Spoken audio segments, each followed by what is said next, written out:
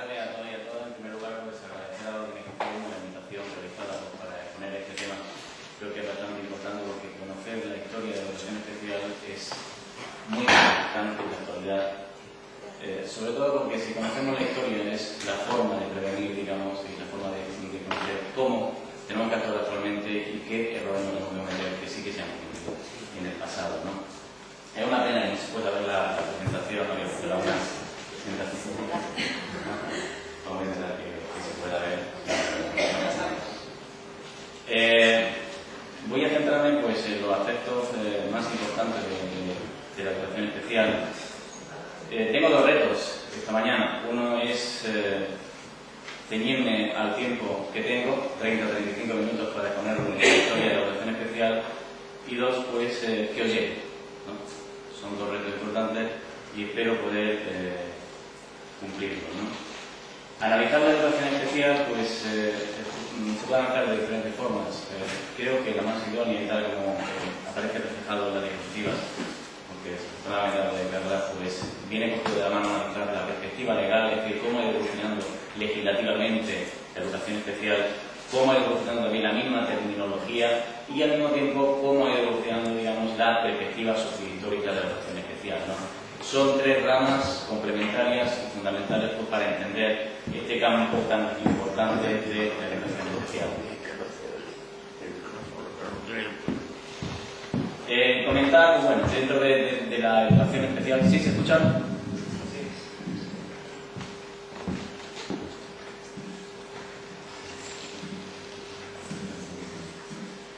Comentar que hay diferentes fases a la hora de estudiar la educación especial, que ha pasado por diferentes fases, y principalmente voy a centrar en la última fase, ¿no? En la etapa de normalización que comienza a partir de los años 60-70. Pero sí quería hacer una pequeña introducción, pues cómo llegamos hasta ahí, ¿no? Este periodo de normalización e inclusión, ¿no? En la Edad Media, pues teníamos esa etapa del oscurantismo psiquiátrico, es decir, todas las explicaciones que se daban cuando una persona tenía algún tipo de discapacidad. La explicación que se daba era sobre todo a través de fenómenos demonológicos, es decir, es debido a los astros y demás la forma de explicar, digamos, cuando una persona tenía una cierta discapacidad. Progresivamente, esto fue cambiando a partir del siglo XVI al XVIII, aparece el naturalismo psiquiátrico, es decir, no es tanto ese fenómeno demonológico, como diciendo que esa discapacidad, ese problema que tiene esa persona viene de los astros, sino que es más bien de la propia naturaleza humana. A partir de ahí, pues, empieza a haber esa época de encierro donde personas con discapacidad son apartadas de la sociedad. De dos formas. Una, cuando directamente pasan a estar en asilos o en residencias aisladas, pero también, por otra, en la misma casa, es decir, cuando no salían fuera porque se tenía, digamos, cierta vergüenza, cierto pudor a que estuviesen, digamos, en la sociedad. Después aparece a partir del siglo XIX, principios del siglo XIX, primera mitad del siglo XX, la etapa de la institucionalización, es decir, cuando ya de forma institucional, es decir, cuando ya las personas con algún tipo de discapacidad pasan a estar en instituciones concretas, aunque todavía el carácter era, digamos, más asistencial y menos educativo. Y ya a partir del siglo XX, sobre todo en la segunda mitad del siglo XX, cuando ya aparece, digamos, esa gran palabra llena de todo significado, que es la normalización, ¿no? Cuando ya empieza a trabajarse más con las personas con discapacidad y se intenta que su desarrollo sea lo más normalizado posible. ¿Qué decir de la etapa, digamos, esa etapa, como he comentado, inicial, sobre todo atendiendo la discapacidad en relación a la Edad Media? Es decir, las personas con algún tipo de retraso entre comillas, utilizo la nomenclatura que se utilizaba en la época, ¿no? O que manifestaban algún tipo de alteración, siempre ha sido, sobre todo en esa época, han sido rechazadas, marginadas. Y eso estaba influenciado por ese desconocimiento de la anatomía, de la fisiología y cualquier discapacidad, cualquier problema que presentara una persona, se asociaba más a fenómenos, como he dicho anteriormente, neurológicos o astrales, ¿no? Es decir, se le daba una aplicación sobre todo más de tipo místico, ¿no? En esas aplicaciones de tipo místico, pues, como decía, siempre refiriéndose sobre todo más a fenómenos astrales, ¿no? Sí que hay que comentar, por ejemplo, algunos pensadores de esa época, algunos científicos de esa época que empezaron pues, a avanzar en ese conocimiento. Por ejemplo, Paracelso y Plater identifican el retraso mental en aquella época, en 1495-1541, pero se consideraba todavía algo intratable, ¿no?, en aquella época. Os voy a poner un ejemplo sobre el retroceso que incluso hay en la Edad Media con respecto a algunos de los pensadores, digamos, del 400 a.C. Por ejemplo, Hipócrates o Galeno, cuando da una explicación de lo que significaba epilepsia, decía lo siguiente. Dice, no me parece que sea ni más divina ni más sagrada que otras enfermedades, y así se verá que no es un Dios el que daña o castiga al cuerpo, sino la enfermedad. Fijaros que ahí sí que se le da, en cierto modo, un carácter psiquiátrico, un carácter físico de la anatomía. Pero ya en la Edad Media hay un retroceso, porque algunos autores, como Medliper, 1472, decía esto sobre la epilepsia. Conducta inmoral en la vida de la madre mientras lleva en su seno al hijo, lo cual da aposento a la imbecilidad que se genera en la cabeza del feto por influencia de los actos. Fijaros qué diferencia, ¿no?, de una época a otra y cómo se concedía, digamos, ese tipo de dificultad, ¿no? Progresivamente, y tal y como fue avanzando, a partir del siglo XVI, siglo XVIII, hablamos de ese naturalismo psiquiátrico, de esos desórdenes que tienen las personas, esas dificultades que tienen las personas, son más de tipo médico, es decir, tienen algún tipo de afección fisiológica, física, ¿no?, que es lo que hace realmente que esas personas tengan algún tipo de discapacidad, algún tipo de anomalía.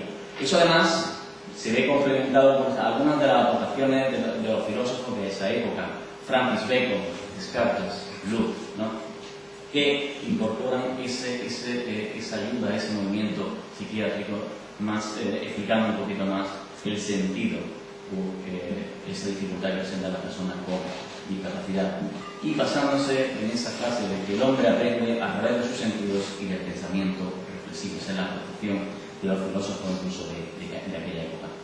¿Cómo era la atención de las personas con discapacidad? Esas primeras experiencias con personas con discapacidad, ¿cómo eran? Pues principalmente era a través de iniciativas privadas, principalmente de carácter religioso. Pero esta visión caritativa, esta visión asistencial de las personas con algún tipo de discapacidad, digamos que aquellas personas que presentaban esa discapacidad se les recluía, digamos, en un totum revolutum, digamos, incluyendo, fijaros, en la misma residencia o asilo donde trabajaban personas con discapacidad, criminales, indigentes, enfermedades mentales, miserables, delincuentes, fijaros, la nomenclatura de la época, ¿no?, y cómo se incluye a las personas con discapacidad en ese gran bloque, ¿no?, de personas con indigencia, criminales, etc., ¿no? Es una visión claramente caritativa, es una visión claramente asistencial, más que educativa. Progresivamente vamos avanzando. Sobre todo es importante tener en cuenta cómo, digamos, poquito a poco aparecen, digamos, filósofos, aparecen personas muy influyentes en el campo de la educación especial, personas que han hecho mucho por este campo, ¿no? Cabe destacar, pues, figuras muy importantes como Fray Pedro Ponce de León, que empieza a trabajar, digamos, el lenguaje oral en las personas sordas. Es decir, las personas, fue un avance muy importante en aquella época porque se pensaba que las personas sordas no podían hablar. Fue un avance importantísimo porque consiguió que las personas que eran sordas consiguieran, obviamente, hablar, es decir, a través del método oral que lleva su nombre. ¿Qué personas más fueron también muy influyentes en aquella época? Juan de Pablo Bonet o Valentín Hawaii, digamos que era también discípulo de Erasmus Braille. Sobre todo de Juan de Pablo Bonet, también muy relacionado con Fray Pedro Ponce de León, es, digamos, el creador del lenguaje de signos. Es decir, a partir de él viene, digamos, ese aprendizaje, esa pronunciación, ese incremento en el lenguaje de signos de las personas con sordera. Y un avance muy importante también en aquella época, sobre todo a partir de 1800, es cuando Louis Braille identifica o trabaja ese método que lleva su nombre, el método Braille, para que las personas ciegas, digamos, puedan leer perfectamente, ¿no? Además de esos pensadores, de esos científicos de aquella época que empezaron a trabajar, pedagogos y demás, el nacimiento puramente de la educación especial comienza con personajes muy importantes, sobre todo vienen más del ámbito de la medicina. Philippe Pinel, fijaros que en aquella época, 1745-1825, el tratamiento médico de los retrasados mentales, es decir, trabajó con los retrasados mentales, entre comillas, estoy utilizando la nomenclatura de aquella época. Sin embargo, digamos, empezó a trabajar en sus primeros tratados con las personas con discapacidad mental o con retraso mental. Esquirol, fijaros, en aquella época establece la diferencia entre idiota, demencia y confusión mental. Fijaros qué nomenclatura todavía aquella en la época. Pero en cierto modo fue un avance en el sentido de que entendían que se podía trabajar con aquellas personas que tenían este tipo de problemas. Y aquel que fue considerado el padre de la educación especial, Jean Itard, seguramente alguno de vosotros tiene que sonar, fue considerado efectivamente el padre de la educación especial por su trabajo con Víctor, un niño, el niño salvaje de Aveyron, un niño que se encontró en los bosques franceses, aislado de toda la sociedad, y sobre el cual trabajó a través de los sentidos, a través de un método bastante conductista, pero consiguió grandes avances.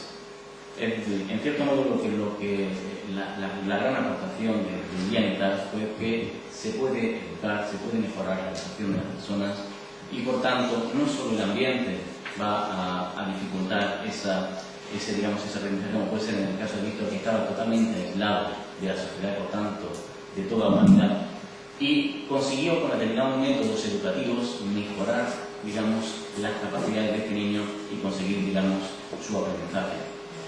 Igualmente, pues su discípulo Edouard Seguin, también francés, demostró que la deficiencia mental, en este caso, podía mejorarse con una adecuada educación, es decir, aportó un poquito más, otro granito de arena, lo que ya había aportado Jean Itard, ¿no?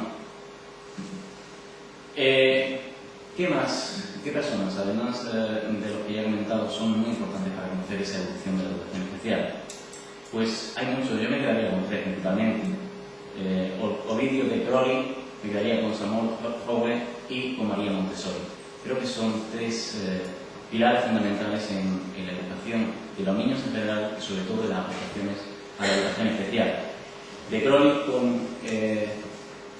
seguro que a todos suena el método de Crowley o los centros de interés, ¿no? Vamos a partir de qué es lo que le gusta al niño y a partir de ahí empezar a trabajar todo lo que al niño le interesa, ¿no? Eso es escuela por la vida y escuela para la vida. Igualmente, María Montessori, que empezó a trabajar sobre todo con niños de educación infantil y a partir de ahí se especializó, es decir, también tenía formación médica. En la mayoría de los avances que hay en aquella época, estudiando sobre todo de la medicina, pero progresivamente se van incorporando a la pedagogía. De hecho, muchos de los médicos que empezaron a trabajar con personas con algún tipo de discapacidad y demás fueron especializándose en la pedagogía. Los grandes avances que tenemos de aquella época vienen de grandes médicos o grandes pedagogos de aquella época, ¿no? María Montessori decía algo muy sencillito, que es el dejar hacer. Si nosotros dejamos hacer, vamos a conseguir que el aprendizaje sea significativo. Vamos a partir de los sentidos. Y todo eso que empezó a trabajar a través de la fundación de esa escuela, la Casa del Niño, entendiendo como la escuela era una casa en la que el niño podía adquirir una serie de aprendizajes muy importantes para la vida. Y a partir de ahí empezó a trabajar con programas educativos concretos para personas con deficiencia mental. Y es considerada, digamos, una de las personas más relevantes en este campo. Igual que Samuel Howe, sobre todo para él, que trabajó bastante con el tema de chavales con ceguera o sordera, ¿no? Destacar también en este sentido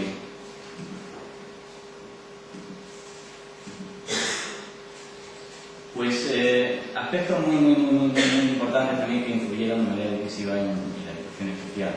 Sigue sin verse la diapositiva, es una pena porque creo que era bastante bonita, ¿no? Pero bueno, las cosas eran más. La psicometría también, sobre todo a partir del siglo XX, principios del siglo, en 1900, principios del siglo XX, empezó también a contribuir en cierto modo a la evolución de la educación especial y a la evolución en el tratamiento de las personas y diagnóstico de las personas con discapacidad intelectual. A todos tiene que sonar, sobre todo, las escalas Binet-Simon, que empiezan a principios del siglo XX. Progresivamente empieza a trabajarse el concepto, el cociente intelectual, y Stern en 1912 establece qué se entiende por cociente intelectual, donde se habla de que es el resultado de la edad mental partido por la edad cronológica. Y aparecen una serie de pruebas que van a mejorar el diagnóstico con las personas con algún tipo de retraso mental en aquella época. El factor de inteligencia de Carroll en 1947, el Stanford Binet en 1960 e incluso la escala Wessel, la primera escala Wessel que aparece en 1955. Actualmente, de ahí viene el TED-WIS, ¿no? Wessler Intelligence Scale Children, la escala de inteligencia de Wessler, y la escala de inteligencia para adultos de Weiss, también de Wessler, ¿no? Es decir, la psicometría, ojo, tuvo cosas positivas en la evolución de la educación especial, pero también tuvo cosas negativas en la educación especial. Positivas, pues entender las diferencias individuales, entender que cada persona tiene un razonamiento, una forma de aprender diferente, por tanto, se puede trabajar, la inteligencia se puede mejorar, pero por otro lado también pues fomentar el diagnóstico, ¿no? Digamos, la etiquetación, ¿no? Hasta qué punto eso podría, digamos, en cierto modo satisfacer la necesidad de aquella época. Para continuar, continuamos a partir del siglo, sobre todo mitad del siglo XIX, aparece una de las eras más importantes también de la educación especial, y es la era de las instituciones, es decir, cuando personas con discapacidad pasan a estar en instituciones concretas de enseñanza.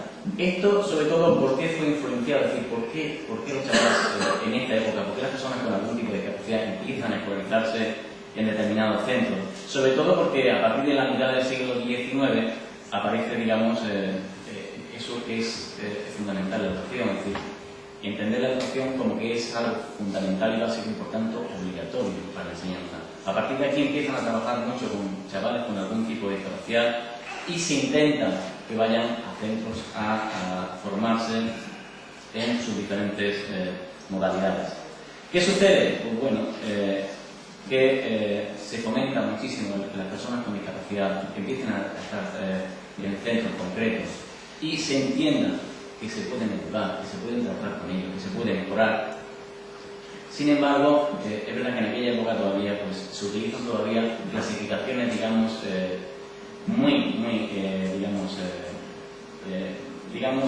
nomenclaturas no idóneas, ¿no? En la clasificación, a la hora de atender a las personas con discapacidad. Fijaros que algunas de las clasificaciones hablaban de 3 tipos de personas con discapacidad. Dice, sobre todo referidas al retraso mental: idiotas, edad mental entre 0 y 2 años, y había diferentes tipos de idiosidad. Imbéciles, que tenían una edad mental entre 2 y 3 años, y finalmente retrasados mental. Aquí viene la gran diferencia, y es que los primeros podían ir, o la educación se daba en asilos y hospitales, y la de retrasados, y las personas que se consideraba que tenían algún retraso mental sí que podrían asistir, digamos, a escuelas o centros educativos. A partir de aquí, pues, ¿qué decir en relación a la era de las instituciones? Pues, en el caso de España, nosotros, esa era de la institucionalización se mantuvo como vigencia, digamos, hasta la mitad del siglo XIX. Perdón, desde la mitad del siglo XIX hasta, concretamente en España, casi podemos decir, hasta 1985, que es cuando sale un Real Decreto donde empieza a trabajarse ya lo que es la integración propiamente dicha.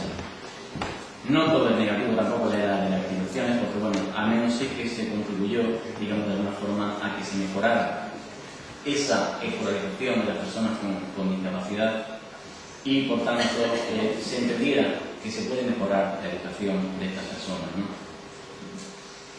Y ahora me voy a ir sobre todo a aquello que creo que es lo más cercano, lo que más nos suena, lo más cercano sobre todo en cuanto a edad, ¿no? De tipo cronológico. ¿Cuándo comienza la normalización? Es decir, ¿cuándo se empieza a hablar de normalización, digamos, en nuestra enseñanza, es decir, cuando se empieza a pensar que las personas con algún tipo de discapacidad pueden trabajar, pueden, digamos, desarrollarse, digamos, en un ambiente lo más normalizado posible. ¿Y qué es el ideal o lo ideal? Pues sobre todo, aunque realmente ya hay los primeros inicios en la Ley General de Educación de 1970, quizás es a partir, por ejemplo, de la Constitución de 1978, ya empezamos un poco a darle la importancia que hay que darle a la educación de las personas con algún tipo de discapacidad y demás. En el artículo 49 de la Constitución ya empieza a hablarse, ¿no?, de la importancia que tiene la prevención, tratamiento, rehabilitación e integración en aquella época de los disminuidos, ¿no? A partir de ahí, pues, surgen diferentes tipos de legislaciones, diferentes tipos de planes que van a incentivar o van a intentar, digamos, mejorar la integración de las personas con algún tipo de discapacidad.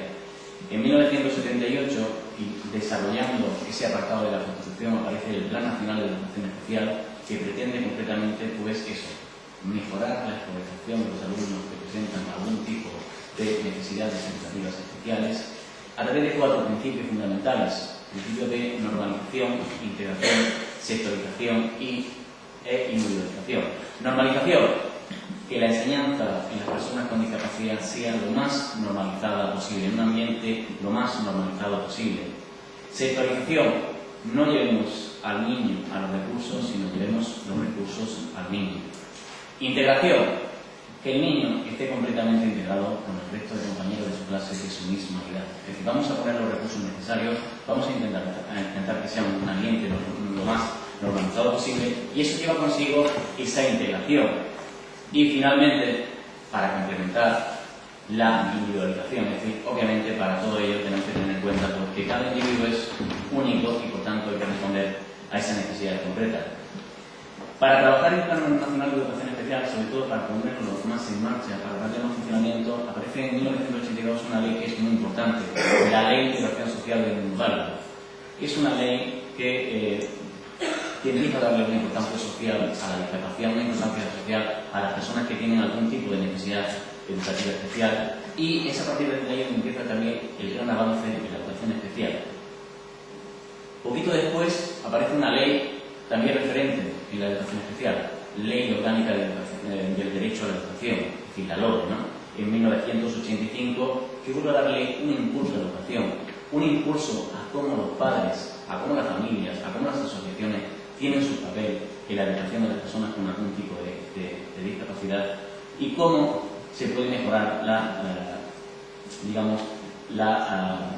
atención educativa a este tipo de alumnado. Ahora, realmente estamos viendo, digamos, esa evolución concreta, pero realmente, ¿cuándo surge la integración en España? Pues mira, aunque hay los primeros inicios, esos inicios que hemos comentado, sobre todo a partir del 70, con la Ley General de Educación empieza a darle un pequeño impulso, pero la Ley General de Educación todavía había segregación. Por un lado teníamos centros ordinarios, por otro lado teníamos centros de educación especial, y todavía hablamos de sistemas paralelos. O está en la educación ordinaria o está en la educación especial. Poquito a poco, con esas leyes que he comentado, pues progresivamente empieza a trabajarse más el tema de la integración y la inclusión. En el caso de España, pues, con la aparición en 1978 de la Constitución, al mismo tiempo que de forma internacional aparece el concepto de necesidades educativas especiales. Gran avance en cuanto a la forma de entender a las personas o los chavales que tienen algún tipo de necesidad educativa especial. ¿Por qué? Porque sobre todo empiezan a considerarse de que no tiene por qué ser que el problema lo tenga el niño, sino también el ambiente, la forma de enseñar al niño, el papel de los padres. Es decir, la dificultad no solo la tiene el niño, sino también muchas veces el mismo entorno, ¿no? Esas necesidades además pueden ser permanentes, pero también temporales. Y por tanto, es muy importante tener en cuenta esa conceptualización concreta de las necesidades educativas especiales. Ahora, si tuviese que decir una fecha concreta de cuándo realmente comienza la integración en España, está claro que sería el año de 1985, que es cuando aparece, por un lado, una orden concreta donde se regula de forma experimental cómo va a ser la integración en los centros educativos, y por otro lado el Real Decreto de 134 de 1985, donde se habla sobre cómo tiene que ser la ordenación de la educación especial. ¿Qué sucede? Pues que, bueno, empiezan los primeros granitos de arena de cómo puede ser la integración de los alumnos que tienen necesidades educativas especiales. Pero claro que hay un cierto choque. Por ejemplo, cuando se habla de ese plan experimental que duró 3 años, del 85 al 87, de cómo podría ser la integración de los alumnos con necesidades educativas especiales, todavía había esa orden concreta que regula la organización de los alumnos de educación especial, tenía una clasificación concreta que decía: estos son los alumnos que a la edad de 4 años podrían estar en un centro ordinario, los demás seguirían estando en un centro de educación especial. Es decir, y había una clasificación concreta que no voy a mencionar, pero bueno, relacionada con el déficit mental, con las dificultades de aprendizaje, en función del grado que tuviese, pasarían a un centro ordinario o a un centro especial. ¿Cómo fue ese plan experimental? Pues ese fue el gran granito de arena para que después en la LOCSE se incluyese la integración como un principio fundamental. La LOCSE es verdad que tuvo sus dificultades, es verdad que tuvo sus defectos, como toda ley, pero incluyó dos aspectos fundamentales en la educación. Normalización, es decir, ¿cuáles son los principios de la educación? Según LOCSE, normalización e integración. La educación sea en un ambiente lo más normalizado posible y de forma integradora. Ese plan experimental que duró 3 años y que de forma voluntaria los centros se acogían a esa forma de integrar a los alumnos, pues efectivamente tuvo diferentes respuestas, porque no todos los centros respondieron igual a ese requerimiento de integración. ¿Por qué? Pues porque todos no entendemos igual la integración, pero esto pasaba en 1985 y desafortunadamente sigue pasando todavía. No todos entendemos la integración, la inclusión igual, ¿no? Pues aquí sucedió igual. Había centros que aplicaron la integración propiamente dicha, incluso ya podríamos llamar inclusión, cuando entienden que es una respuesta global del centro, de las familias, incluyendo a esas personas en el ambiente de clase, incluyendo las actividades.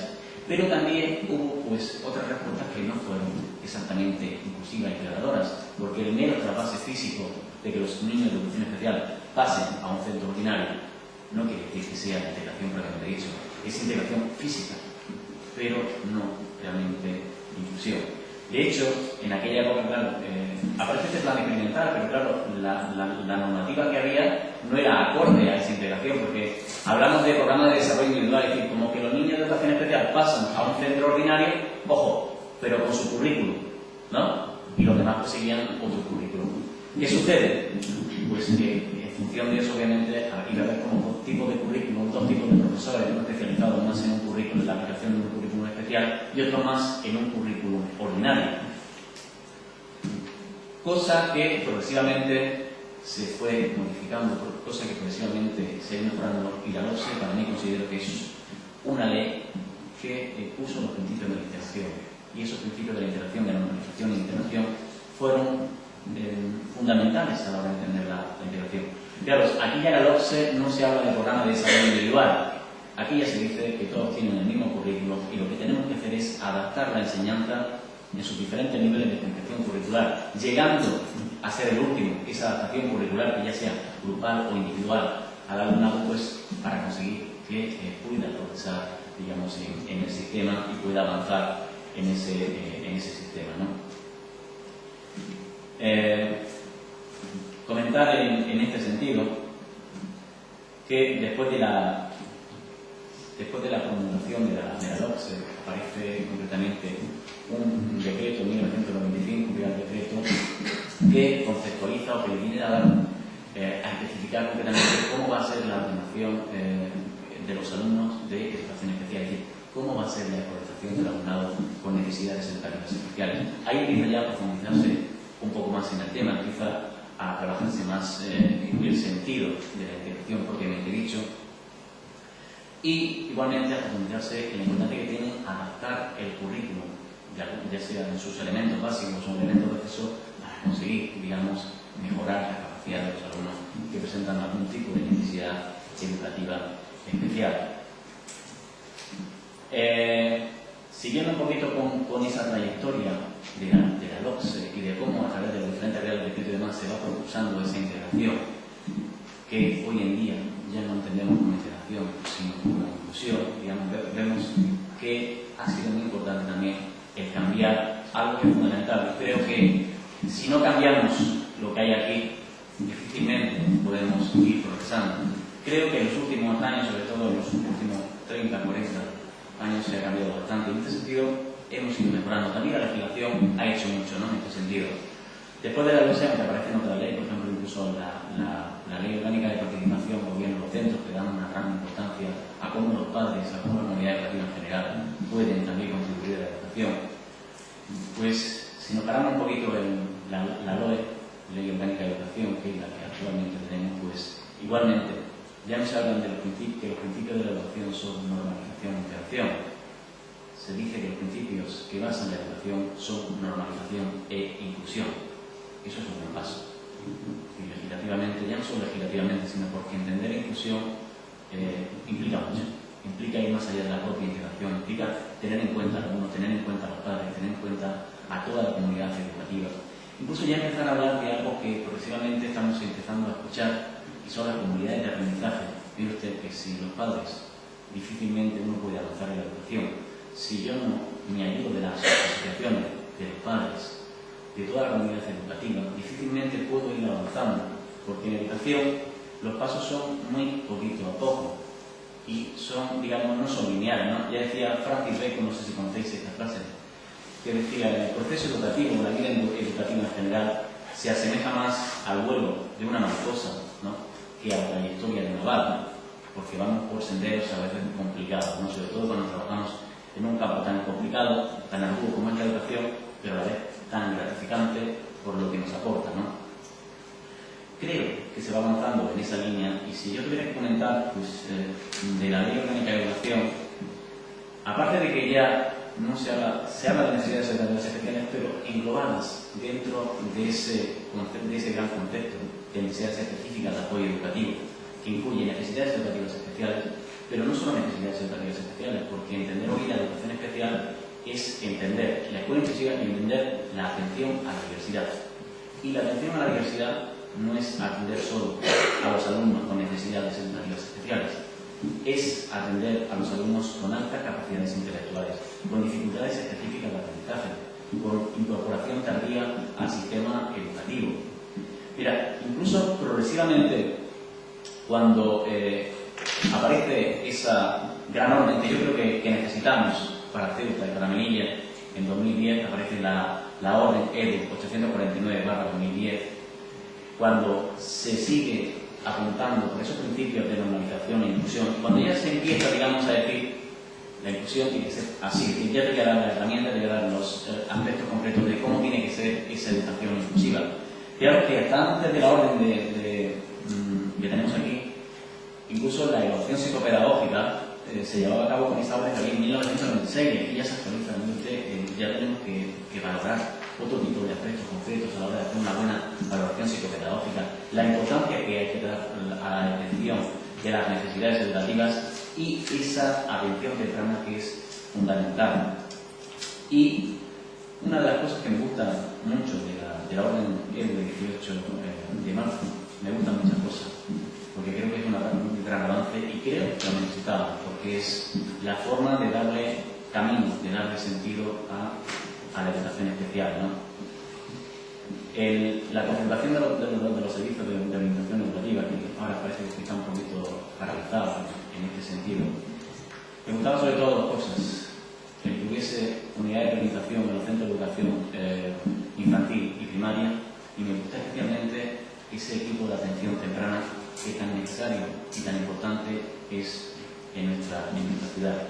Y no solo eso, cuando dice que la escolarización se basará en los principios de normalización e inclusión y solo excepcionalmente en casos muy concretos se llevará a cabo en centros de educación especial, aquí te dice ya, pero usted, concretamente en personas con discapacidad intelectual severa o profunda o trastornos graves de conducta que no puedan ser atendidos en un centro ordinario. Es decir, vamos a darle más importancia a los centros ordinarios y vamos a ver los centros de educación especial como centros de recursos, porque yo creo que los profesionales que trabajan en los centros de educación especial obviamente tenemos que aprender muchísimo de ellos, porque son los que trabajan día a día como han trabajado a lo largo del tiempo con las personas con discapacidad, pero cojámoslo como un centro de recursos. como profesionales muy formados para formar al resto del profesorado que día a día también tiene que trabajar con los alumnos en el aula. Porque las clases, y eso me tenéis que dar la razón, porque sí, cada vez son más diversas. Cada vez son más diversas. Ojo, más diversas y más enriquecedoras. Y puesto que son más diversas, puesto que son más enriquecedoras, debemos disponer de más herramientas para trabajar con esos alumnos, ¿no? Porque se puede. Porque si se quiere, se puede. Dice, bueno, es que la escuela inclusiva, eso es una utopía. Pues mire usted, si yo hago un análisis de las diferentes investigaciones que se han realizado en los últimos años y cómo se ha aplicado la escuela inclusiva, pues yo estoy en la posición de decir que en muchos centros concretos se está aplicando la escuela inclusiva y está teniendo muy buenos resultados. Voy a poner incluso un vídeo, solamente a Sandra, finalmente, ni vídeo ni nada, porque tenía una diapositiva muy bonita preparada, es una pena que la podáis ver, ¿no? Sobre todo la he trabajado con bastante cariño, ¿no? Por lo que respecta al tema que me ocupa y me preocupa, ¿no? Que es el tema de la necesidad de la vida. Voy a poner un vídeo donde empiece simplemente, porque a vosotros no hace falta que os comente esto, pero sí, bueno, reflexionar conjuntamente. Un pequeño vídeo salió hace poquito en televisión, se llama Super Antonio, un chaval con una discapacidad motriz bastante elevada, y estaba en un centro ordinario, y donde todos los niños, la monitora que trabajaba con él, la orientadora, el director del centro, estaban encantados con el niño, ¿no? Y estaban aprendiendo, creo yo, más los compañeros del niño que el niño de los compañeros, ¿no? Había un niño que decía, si Antonio se va, yo me voy, ¿no? Afortunadamente en ese centro se está apostando por la inclusión, afortunadamente tenemos esas herramientas todavía en las que estamos trabajando.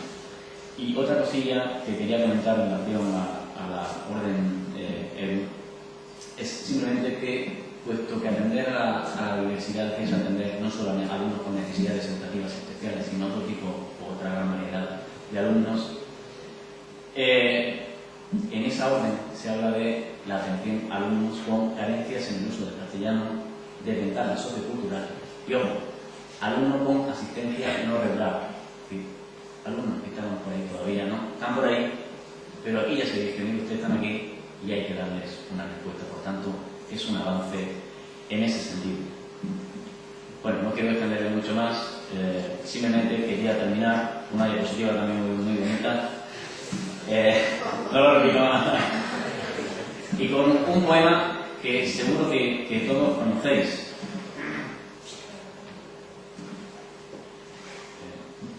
Hay un poema, os voy a empezar a leer ese poema porque quiero que se os quede aquí, sobre todo aquí, ¿no?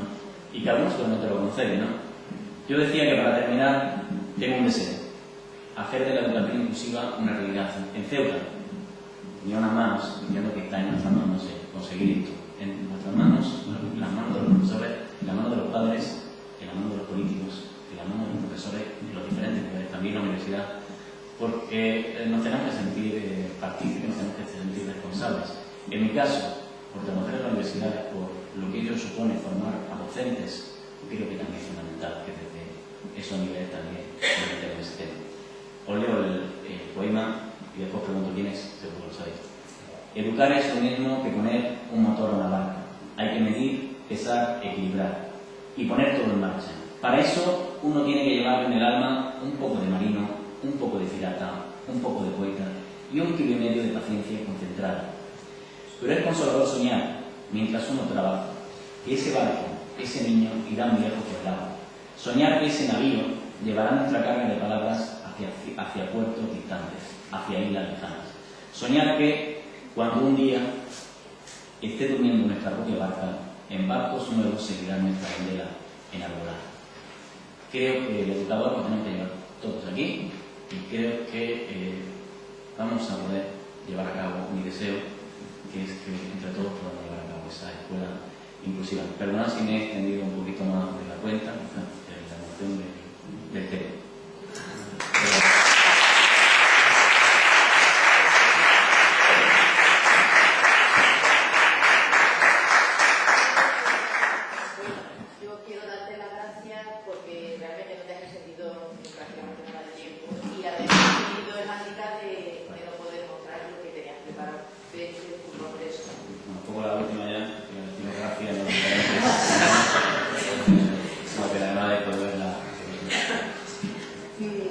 vamos a tener unos minutitos, ¿no? Para que alguien sí... Muy breve. Sí, breve, pero que si hay alguien en el auditorio que quiera hacer alguna pregunta. Con permiso, agradecerte sobre todo lo emotivo y la verdad que ha habido en tus palabras, ¿no?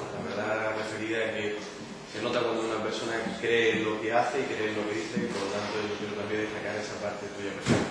Pero, aparte de las disculpas por los problemas técnicos, si a ti te parece y ese trabajo que has hecho, que es tan bueno, nosotros nos comprometemos a darle difusión a través de los medios que están a nuestro alcance, a la web que tenemos, para que los interesados en las jornadas puedan disfrutar de esa diapositiva y ese trabajo que han hecho con tanto cariño. Voy a hacer el recorrido de trabajo. Voy a salir los tres porque, bueno, ya que me... Si nos lo pasa, nosotros lo subiremos a la web. Muchas gracias.